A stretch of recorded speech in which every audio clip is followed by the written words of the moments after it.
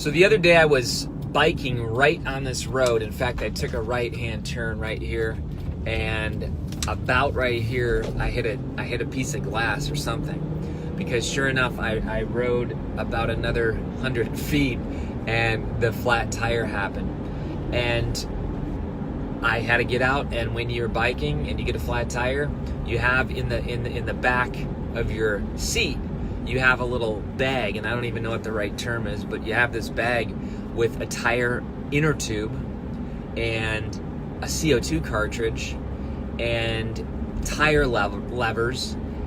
In other words, you plan that you're going to fail. Isn't that interesting? Hold on, this is a good thought here. Isn't it interesting that if you want to be a successful cyclist, you have to plan that you're going to fail?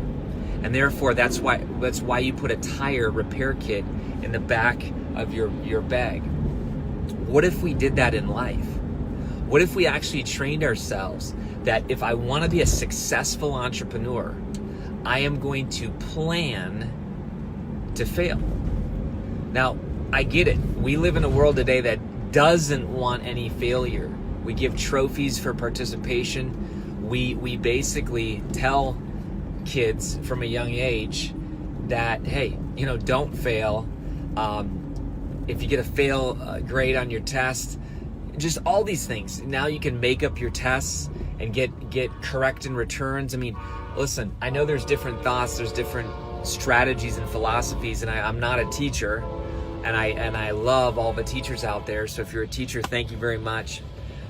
But I know that a lot of times we are not training kids to fail.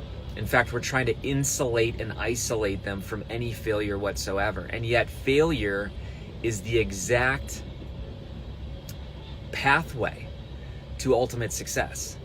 It's the times in life that I've failed. I tell people often that the area of your deepest wound is often the area of your greatest impact, or the area of your deepest struggle, or the area of your deepest failure is often the area of your biggest success.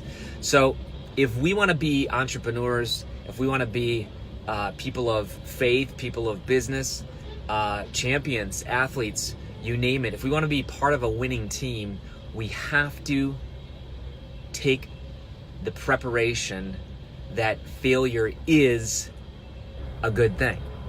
I know it sounds so crazy, but I often coach people and they say, well, Kary, I just don't want to fail, or I have fear of failure. And the reality is, as long as you have fear of failure, you will fail, ultimately.